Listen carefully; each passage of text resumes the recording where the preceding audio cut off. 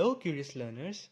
So, today we are going to start with our second life process, that is respiration. This term respiration is often confused and interchangeably used with breathing, but these two things are different. Let's understand this first by taking example of humans. What happens in us is we take in air that is rich in oxygen through our lungs. And this process of taking in oxygen rich air is known as inhalation, or you can call it as inspiration. Then this oxygen is diffused to your blood so that it can be transported to what? To your body cells. Body cells use this oxygen to produce energy. How? Let's see that.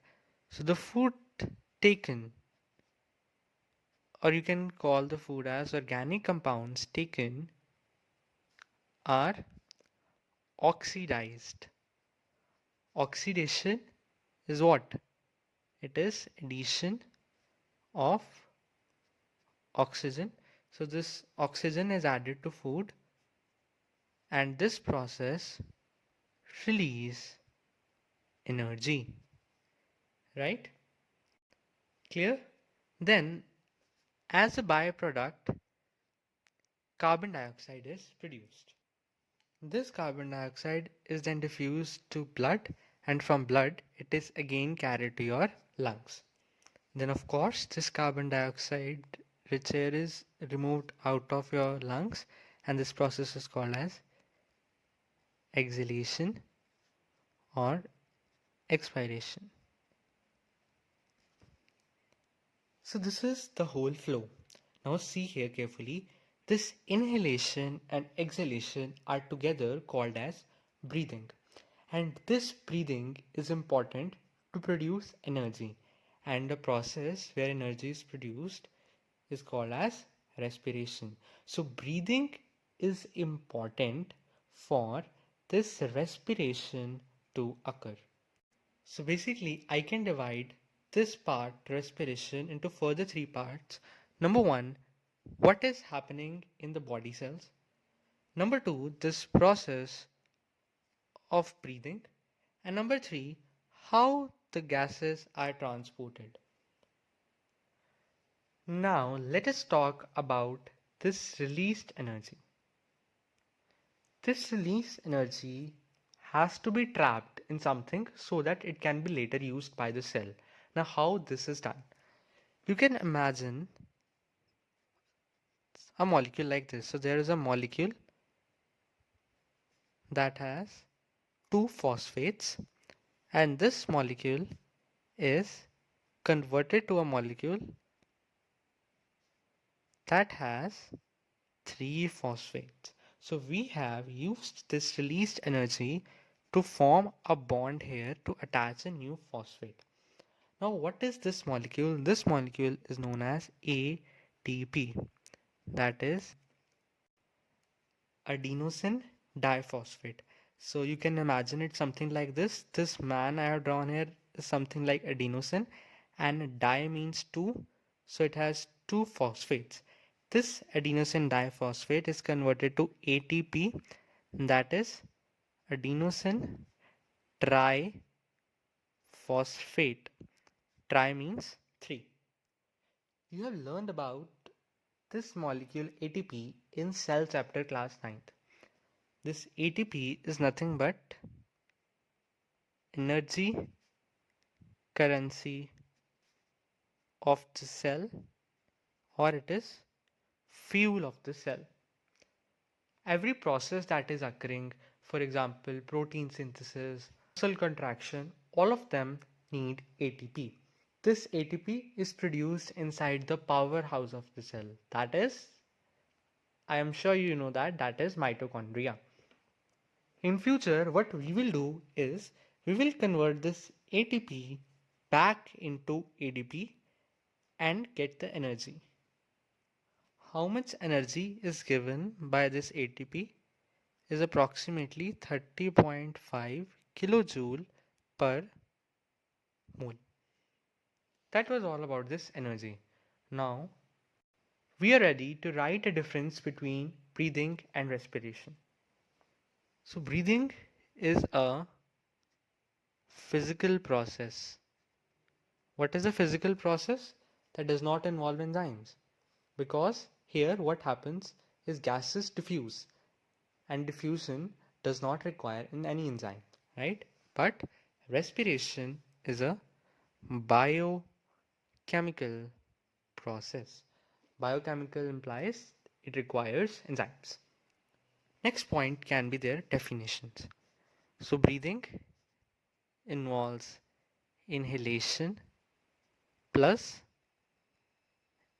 exhalation, or you can simply write it taking in oxygen rich air and release of carbon dioxide from the body are together called as breathing. But respiration is oxidation of food to produce energy.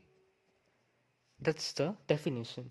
Now, third point, we can write where they are occurring. So, breathing occurs in lungs and respiration in all body cells.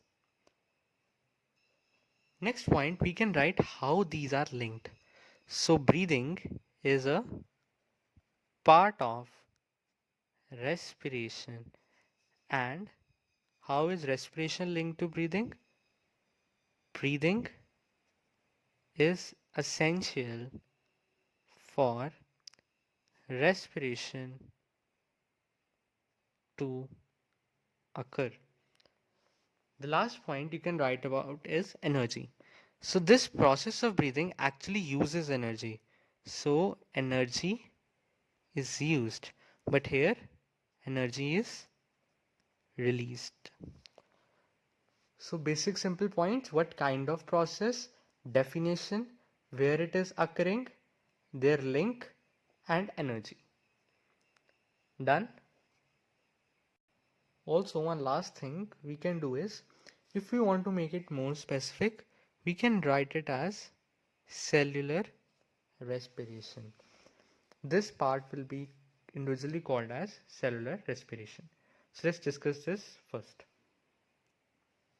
This cellular respiration is a catabolic process.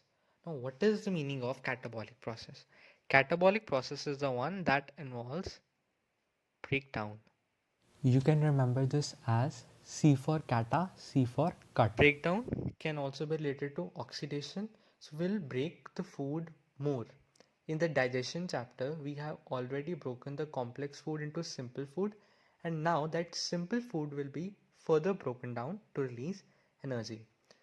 The food that we take has all the three components: carbohydrates, proteins, and fats. But we majorly take carbohydrates. So, carbohydrates, after breaking down, converts into the smallest sugar unit, that is glucose. So, we are majorly concerned with glucose in this part of cellular respiration. To discuss this, we'll take the flowchart given in the NCERT. It starts with glucose. As I told you, majorly in food we take carbohydrates and that gives glucose. This glucose has formula C6H12O6 already done in photosynthesis.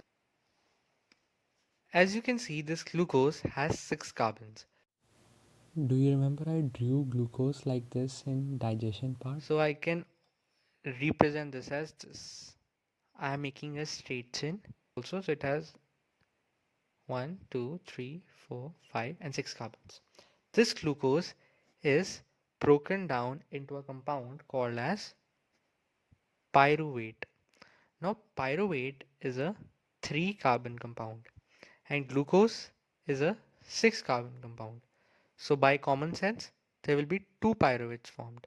So there will be 2 molecules of pyruvate formed. Also there is release of energy.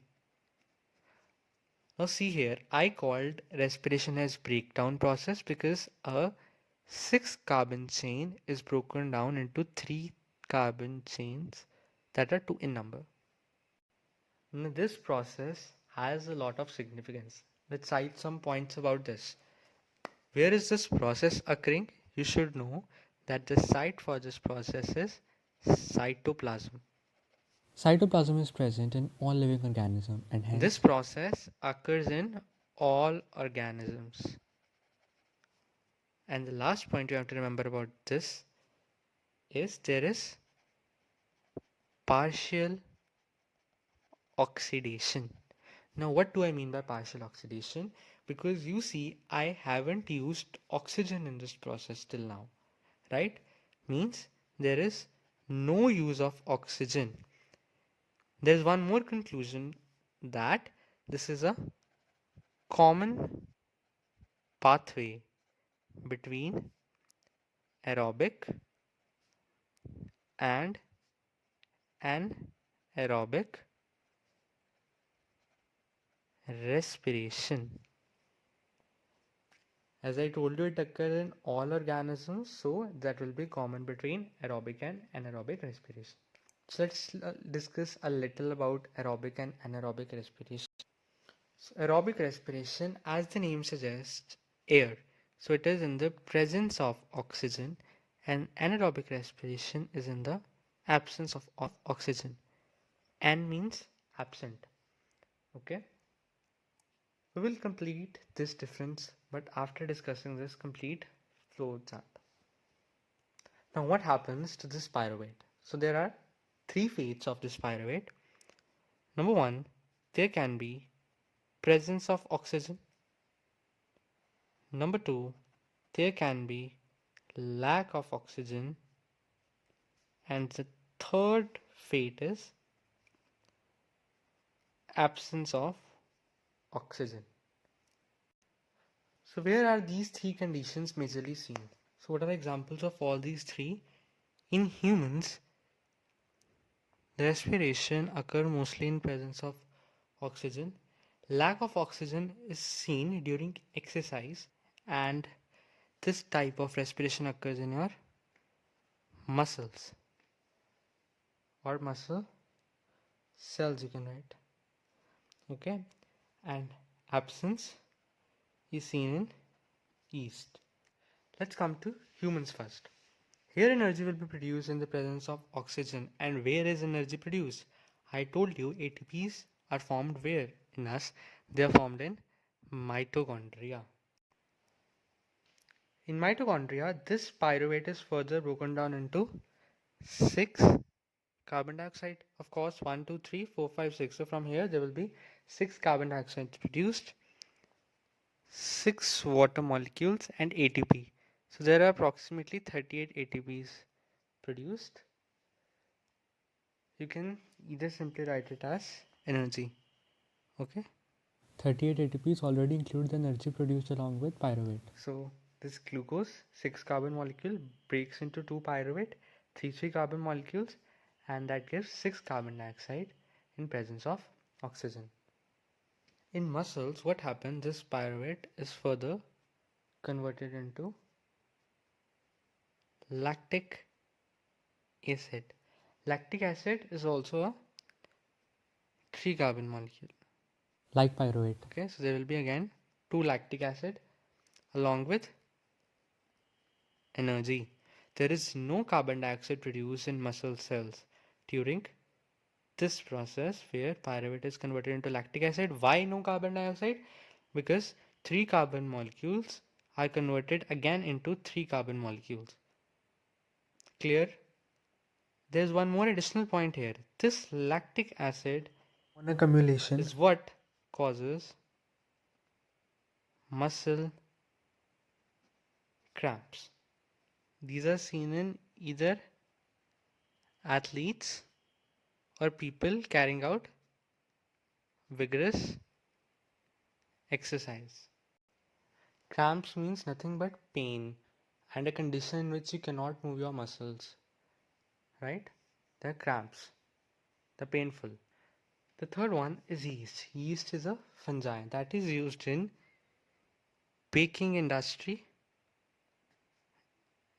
and brewer industry. Baking industry to bake breads and brewers industry to make wine and all. How? Let's see. Now, in absence of oxygen, this pyruvate in yeast is converted into ethanol, or commonly called as ethyl alcohol or simply alcohol. The formula for ethanol is C2H5OH. This will do in carbon and its compounds. So see, this ethanol is a 2 carbon compound. So there will be again 2 ethanol or ethyl alcohol produced. Now there were 3 in one chain and here are 2 in one chain. So there will be 2 carbon dioxide evolved along with this, and of course energy. Because of this carbon dioxide, this is used in baking industries. As in bread, you see holes. Those holes are due to this carbon dioxide produced by yeast that is added to the dough. And why in brewing industry? Because it is used to produce alcohol, right? Wine and all. So, brewers industry. Let us name these three processes. Here, the respiration is occurring in presence of oxygen. So, this is aerobic respiration. These two can be considered as anaerobic. Here, lactic acid is produced, so we'll give it another name, that is lactic acid fermentation. And here, ethyl alcohol is produced, so we'll call it as alcoholic fermentation, right? So anaerobic respiration can also be referred as fermentation. Let us complete this difference. Aerobic respiration, presence of oxygen, anaerobic respiration in absence of oxygen. You can also call this anaerobic respiration as fermentation. If you are asked to write difference between aerobic respiration and anaerobic respiration, you can write this one. Next point you can write here is there is complete oxidation of food as it is occurring in presence of oxygen, and here there will be partial or incomplete oxidation of food. The third point you can write are end products. I have already told you end products. These are the end products here: 6 carbon dioxide, 6 water, and 38 ATP. And here, end products, you can write it. There are 2 possible end products, that is lactic acid plus energy. This energy is approximately 2 ATP. Here also there will be 2 ATP, but here we have 2 carbon dioxide and ethanol. I hope you can write this. So these are end products. Next point you can write here is about energy. So here energy produced is high, 38 ATP. Here energy will be low.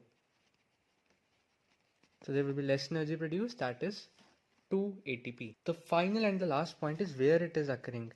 This it is occurring in muscle cells or yeast. Also in some bacteria. Now what is example of bacteria where anaerobic respiration occur? I am sure you have heard of lactobacillus that is present in your curd, right? It also forms lactic acid. So what occurs in that bacteria also? That is lactic acid fermentation.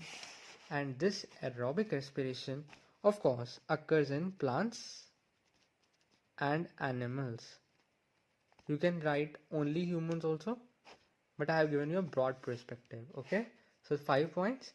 First name, presence of oxygen, absence of oxygen, then definition, then products, then energy.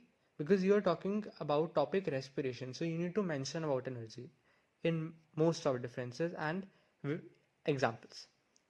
Done with the difference, let us discuss some activities that are given in your book related to the products. Now, how can we prove that we give out carbon dioxide? There's a simple activity. You have to take two test tubes.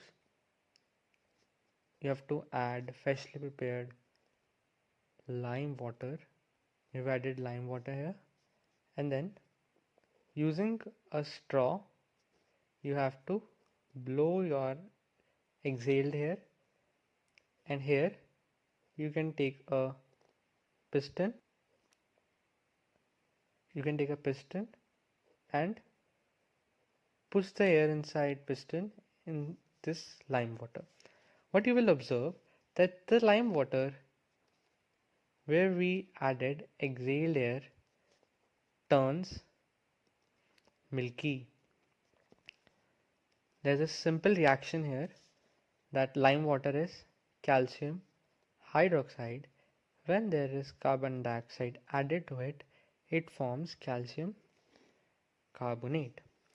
In this case, the exhaled air has a lot of carbon dioxide, so this will turn milky, and the normal air from the atmosphere has less CO2. So this proves that exhaled air has carbon dioxide. There's an activity related to the yeast here. What you have to do is you have to take a test tube, then you have to add sugar solution. Sugar solution will be the food for the yeast, and also we will add yeast. Then we will insert a cork and a bent tube again into a test tube containing lime water. This will again turn milky because here also carbon dioxide is released.